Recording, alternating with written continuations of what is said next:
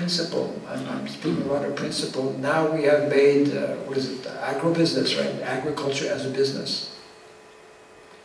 Whereby, because we have, what is it, bore wells, we bore well by electricity, we can pump up the water and we can have instead of one crop, which is generally sufficient to feed our family, one crop is more than sufficient, you see. On 1 hectare of land, at least in India, well, it depends which areas, but 1 hectare of land, before the British came, this is interesting actually, before the British came, they were producing quite an amazing amount of paddy, about 20 tons of paddy. One family for 1 year needs only 1 ton for their needs.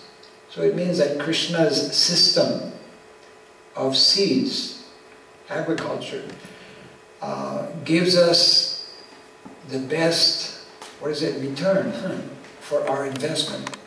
People nowadays invest in the stock market, and that's very dangerous, and anyway, it's something we're not supposed to do, gambling.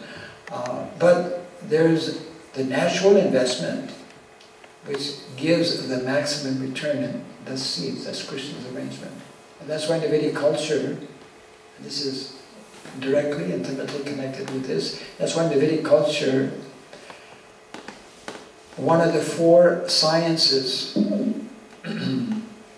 Charavidya, there are 4 sciences that are referred to in different places, but especially in the introduction to the what is called Kautilya Arthashastra, science of philosophy, the science of, we could say, theology or science of the Vedas, science of politics, and the 4th is the science of economics. Science of economics is very nicely summarized as Krishi Goraksha Vanijam. The standard science of economics, which is the science that is, let's say, most sustainable economy, is what Krishna has given us. So that is directly connected with cows, villages like that. Real opulence, we hear about how the residents of Vrindavan, who were following, isn't it, this natural system, who had, Nanda Maharaj with 9 lakhs of cows, and therefore the main activities for the Matajis was in connection with milk and different preparations that one can make. Most of the residents were connected with growing food, agriculture, and Prabhupada explains that the whole economy was connected with bartering and exchanging different food, many milk products, the whole economy of Vrindavan. And Vrindavan was opulent, isn't it? Materially speaking, opulent as well, spiritually of course, because Krishna was there. And that's something important and interesting. Krishna chooses,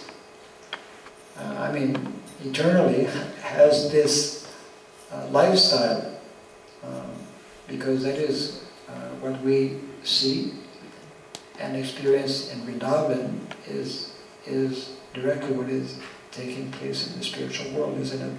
So that is Krishna's formula, even for us in this material world. So when we introduce these things, then we just, it's a deviation basically from Krishna's system. Next. Yeah, same thing, next. Just keep going. Yeah, keep going. Next. This is in picture form. This we touched on a little bit, and there are predictions that by, this is scary actually, 2 years ago, for the first time in India's history, the population in villages went down below 70%. It was never heard of before. And now the prediction is by 2020, it will go down to 50. I mean, that's just around the corner, right? 2016, 17, I mean. And globally, it is expected that the population will come down to 50% by year 2000, was it 50? And this is connected with what I was mentioning a little earlier. So it means, again, directly affecting cows, village life, and our living style. And that has all kinds of repercussions in terms of our dealings amongst ourselves, relationships, the whole family, family, the concept of the family nucleus is greatly in danger at present, which, we can connect easily to basic concern that Arjuna had, right, 5,000 years ago about this war will bring instability in families, etc., like women will not be protected, etc. We can go to the next slide here. So just a few small things. We all know how cows, one of the reasons why they're so important is that completely, 100% pure, everything in their body. And therefore, the presence of a cow, one cow anywhere, brings all auspiciousness to those who are living there. Next. This is interesting that we generally don't know. Ghee, clarified butter, from protected cows is the best cooking medium. It gives aroma, nutritional value, and good health. Next, one at a time. And why is ghee so important? Any food that we eat, isn't it? The nutrients remain in the body for a certain period of time. So when we take, next. When we take ordinary food, grains, the value remains for 5 days in the body. When we take milk, it stays for 7 days. When we take yogurt, it stays for 20 days. And when we take ghee, it stays for 1 month. That's why people, as we know, in India, yogis or saintly persons, I mean, in our own parampara also, they can just survive basically on a little bit of milk. I mean, I personally met some saintly persons who have been drinking only milk for the last 10, 20 years. And, they're walking around quite well. As a matter of fact, they're very alert and healthy. So it's a question of practice. So that's one of the important gifts that Srila Prabhupada has given to us, isn't it? In terms of diet. And that's only possible, isn't it? When we have cows, when we have our own cows. Yeah. And then that is, of course, we all know, whoops.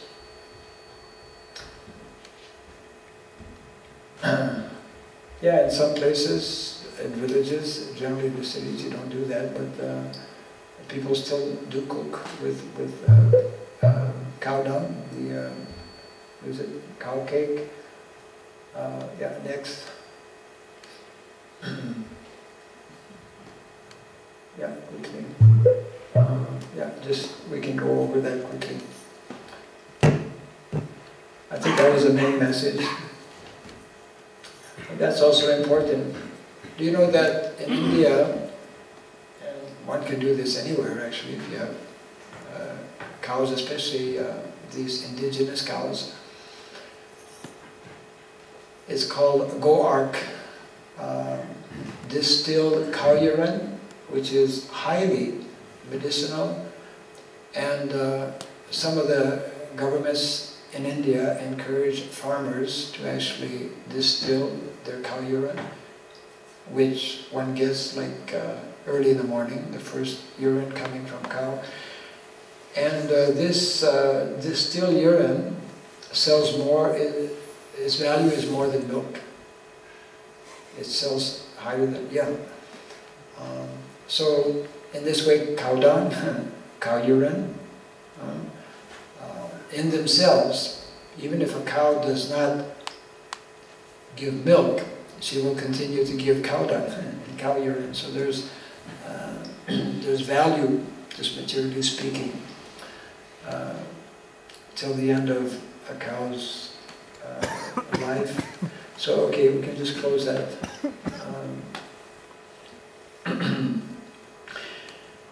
And therefore, I'd like to introduce I can just close that.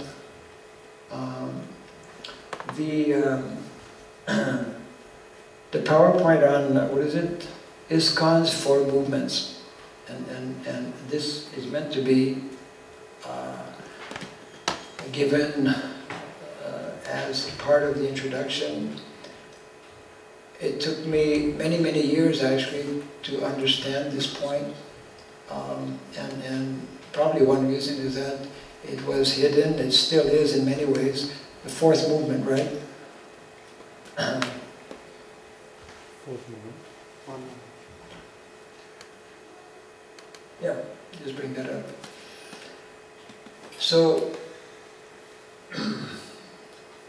this is connected with what I was trying to explain a little earlier, understanding the mission of Srila Prabhupada, understanding how he wants to introduce, and before leaving America, as we'll see here, Srila Prabhupada had it all worked out. So, there are 4 distinct phases. Try to follow this. I mean, it's not complicated, but it's really important because it does touch directly on this aspect of, you know, the spiritual dimension and the material dimension of Dharma. Okay, you'll see as we go along here. Yes, next. Not necessary to read this, we can go directly to the next. Okay, we can stop here. These 4 pictures illustrate these 4 movements. Now, small test for all of you. We'll start with the photo on the left, top left, where Srila Prabhupada is, well, he's shown in all the photos, of course, but the Prabhupada seems to be throwing flower or something. What is the main theme from this picture? Who can say? Yes, very good. Kirtan. Yeah, because nice, lively, they say in Indonesia, hot, or in India, hot kirtan going on. So kirtan, yes. And if we go to the right top, what is? Deity worship. Right, correct. And if we go left, bottom left, that's a little tricky. Not really. Japa. Huh? Japa. Japa, yeah.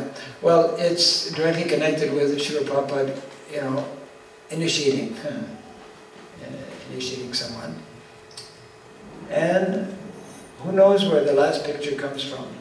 On the bottom right, and the message that one can get from it.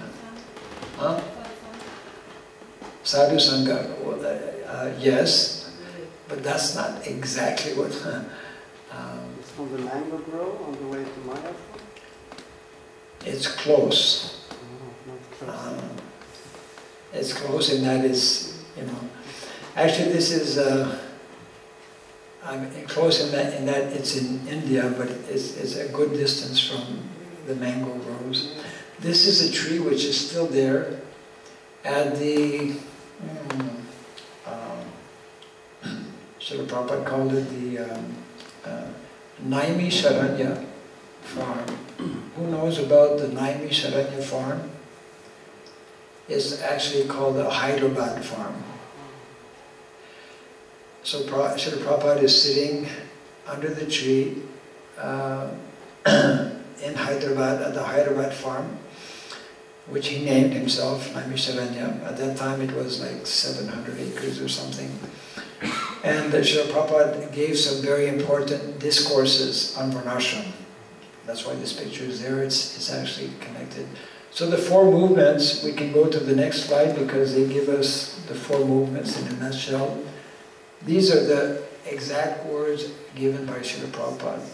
The first movement he referred to as Sankirtan movement, beginning with the holy name.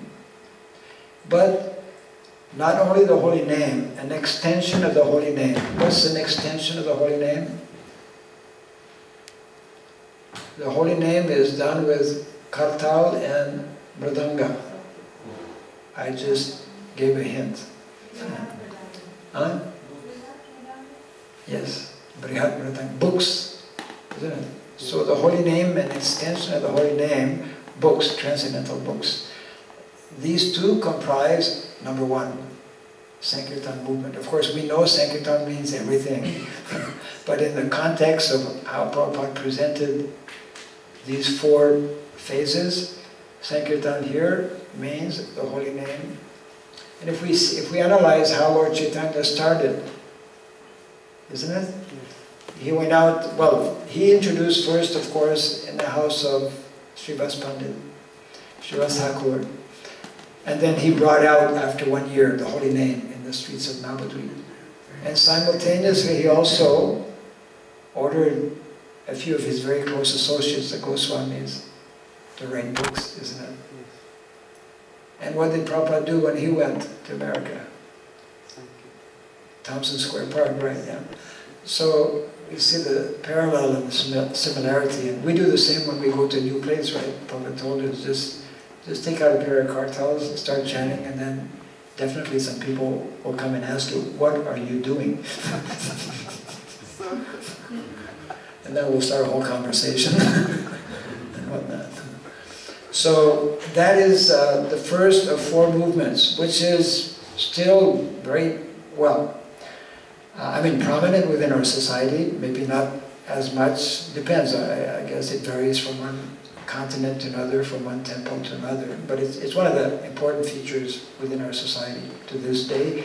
Second, temple worship movement, of course, means installing deities, new temples, and of course, the foremost of all temples is coming up right now, the temple of Vedic Planetarium in Mayapur. It's like, so that's still ongoing, isn't it? Different countries, projects for opening temples, installing deities. Number three, spiritual initiation movement. We can best or more easily understand that as congregational preaching. Because we all know, Ado Swadha Tato Sadhu Sangha Bhajana Kriya. Bhajana Kriya is when we take up the practice of devotional service within Bhajana Kriya, then at some point one understands the need, the importance to become officially connected in Guru Parampara through the process of Diksha, initiation. So spiritual initiation means cultivating, isn't it? Cultivating young people, cultivating villages like Mamhata programs, families, Bhakti Vriksha program, so many kinds. Scientific preaching is a particular congregation as well. So that's the third one. And the fourth one, Prabhupada called it classless society, classless society movement.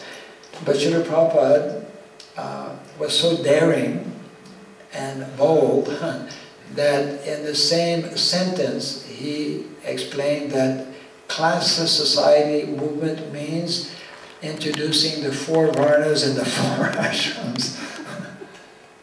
That's classless society. Why? Because when we do it with Krishna in the center, that's why nowadays our acharyas, more recently, they have referred to, they have coined the term Daiva, isn't it? Daiva Varnashram, the divine Varnashram, as opposed to the Asuric. Asuric Varnashram means the regular Varnashram system, but where Krishna is not actually in the center.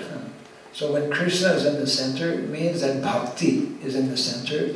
It means that we may take on, we need to take on different designations, but knowing that these are just, as Srila Prabhupada would nicely explain, it's like in a drama. We accept a particular role as like in a drama, knowing that that's why Prabhupada, he would make statements like, actually devotees have nothing to do with Varnashram. And then some devotees would say, you see? Why we have a ministry about Varnashram? Why so much talk about Varnashram? Prabhupada said, we're above Varnashram. And yes, we are, as devotees, devotional service, bhakti is above Varnashram. But it doesn't mean that we don't utilize the tool, isn't it? And unless, there are many statements, one of them by Srila Bhaktivinoda Thakur, as long as one, I paraphrase a little bit here, as long as one is still connected with the modes of material nature, he should, for his own protection, remain within the system of Varna and Ashrama. And then he goes on to make another statement, even those who are liberated souls, even one who is highly elevated as Vaishnava, will give respect and work within the system of Varnasrama, although at times may not be following so strictly, but in general, because it's given by Krishna. So the point being, actually we can go to the next one. This is basically summarizing. It's like a circle, and it begins in the middle with Sankirtan, and then it is meant to expand, isn't it? So in the initial phases of our movement, and even up to now in many ways, I think we will all understand and agree that mainly we have centered on the first 3, isn't it? Which have been prominently displayed in our city temples. So okay, something interesting. We all have heard about books are the basis, purity is the force, preaching is the essence, and utility is the principle. It's I found it interesting that actually these can be related to these 4 basic concepts as well. And that's why utility as a principle is actually very important, naturally. Next, that's the same thing basically. So not necessary, well, you can just leave it there for a second. Where does this come from? 2 sources, written sources, that's besides Srila Prabhupada's own demonstration by introducing these 4 activities when he went to America.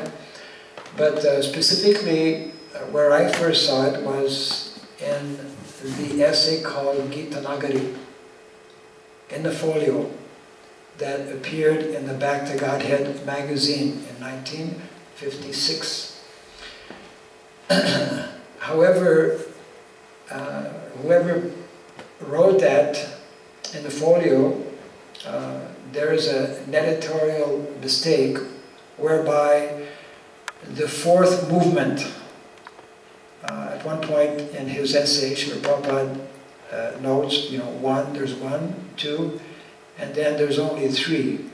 4 has been merged into 3, and so if one is not attentive, one misses it. That becomes 100% clear if one happens, like it happened to me, happens to read a letter written in 1949. The reference is here in this PowerPoint. 1949, Srila Prabhupada wrote a letter to the Deputy Minister of India, some Dr. Patel, and using the same terminology and the same ideology as well. So it means that, Prabhupada was 53 years of age, 1949. Already many years before going to the West, Srila Prabhupada had a very clear vision of how to introduce and spread this movement of Lord Chaitanya in the Western world. And Prabhupada basically did that when he went to New York.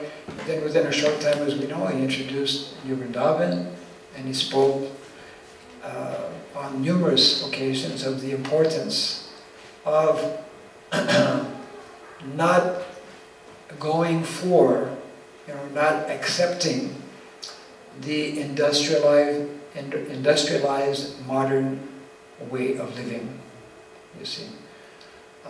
As a matter of fact, one of the videos that I will show in a few seconds, there are some, well, it's coming from Srila Prabhupada, so, there are some heavy quotes from Srila Prabhupada, and those who are, especially in our cities, might feel a little uneasy about it. I'm sorry. But, maybe this, sometimes we have to be moved a little bit, or, because frankly speaking, we all know, what's the expression?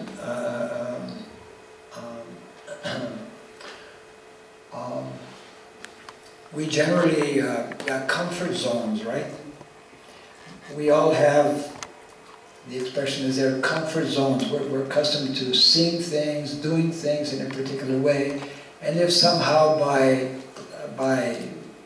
Krishna's arrangement or by whatever arrangement we are challenged in that, then the comfort no longer is there.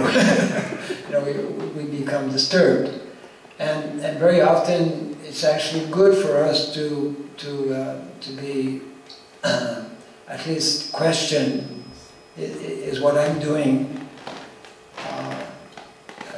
fully in line with what with our philosophy, etc. As devotees, we should be constantly analyzing, trying to evaluate if we are actually pleasing Guru and Krishna ultimately, isn't it? Yeah. I think we can close this. Now I'm going to take you to something that's a little more, the video that actually is basically giving the same theme, but because of the important quotes that are there by Srila Prabhupada, it is, I suppose, further emphasizing the same points that I have made. This was made a few years back. Actually, we have yet to update it, but the message is the same. So, who are we? We means